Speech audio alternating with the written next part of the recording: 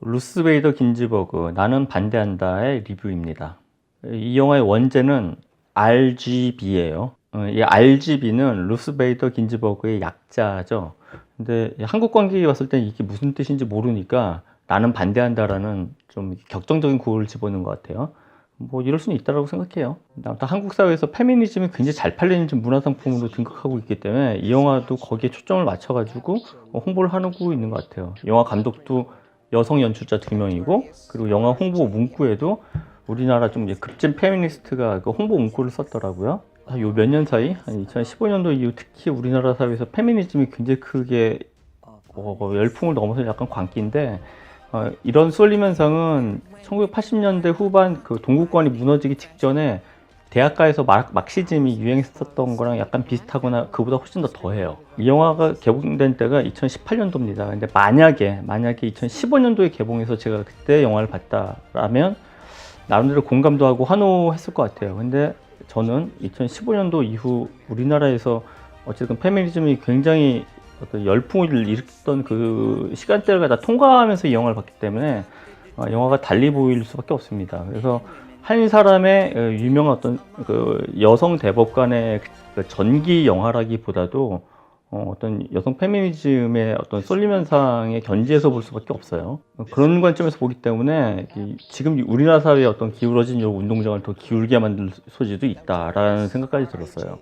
그런 흐름을 갖다 봐왔기 때문에 이 영화가 본의와는 달리 기울어진 영화로 보이기도 했습니다. 이 RGB, 이 여성 대법관의 그 사법적 역사에 있어서의 공로와는 전적으로 무관하게, 이 영화의 스토리를 보게 되면 진보하고 보수를, 그러니까 선악의 어떤 단순 이분법으로 설명하는 대목이 굉장히 많이 나와요. 일일이 열거하지는 않겠는데 굉장히 많이 나옵니다. 근데 저는 그런 단순 이분법적인 어떤 설명은 이 복잡한 세상사를 설명하는데 어울리지 않는다라고 생각을 해요. 물론 요즘같이 뉴미디어 세대 관객에게는 단순한 게 가장 좋죠. 이거 아니면 저거. 근데 세상사가 그렇게 간단하진 않잖아요. 그렇게 되면 이렇게 단순한 이분법으로 선악을 갖다 나누면 어떤 편향된 이데올로기를 훨씬 더 이렇게 맹신하게 만들거나 그 이데올로기를 강화시키는 악영향이 있죠. 더구나 약 한 6, 70년 전 미국의 남녀차별이 있던 그 문화 속에서 남녀차별을 좀 이렇게 완화시킨 어떤 대법관의 이야기는 지금처럼 약간 쏠림 현상이 이미 있는 우리나라 관객이 봤을 때는 제대로 보이기보다도 지금 이게 기울어진 우리나라의 운동장을 더 기울게 만들 소지가 있다고 저는 생각해요. 헤겔의 말을 마르크스가 인용해서 좀 유명해진 말이 있죠. 역사가 두 번 반복되는데 한 번은 비극이고 또 한 번은 그러니까 희극, 좀 웃긴 이야기가 된다는 그런 뜻의 어떤 경구인데, 이 말의 정확한 의미를 실제로는 파악하기 되게 어렵습니다. 뭐 이 말을 굳이 해석하자면 불의를 당해서 이 불의를 갖다가 이렇게 뚫고 일어나려는 어떤 대상이 그 불의를 뚫고 나왔을 때 어떤 권력을 쥐게 돼서 이 사람이 또 다른 불의가 된다라는 거, 그래서 항변을 할 수 없게 돼버린다는 거, 전 그렇게 해석이 됩니다. 이런 걸 성공의 역설이라고 합니다. 이 영화에서 한 가지 저로서는 건질만한 그 교훈이 하나 있다라면, 이 RGB, 이 대법관이 하는 말이 있어요. 뭐냐면, 아니, 이기고 싶으면 고함 치지 말라. 뭐, 이 어머니로부터 받은 교육인데, 근데 이 영화는 실제로는 이 대법관이 취했던 고함 치지 않고 차근차근 어떤 악에 혹은 사회 부조리에 맞섰던 그런 과정과는 달리 압축적으로 이 고함을 치는 그런 영화입니다. 그래서 이 고함을 치게 되면 어떤 그런 분노에 좀 스트레스를 받았던 사람들은 일시적인 엔터테인먼트를 얻을 수가 있죠.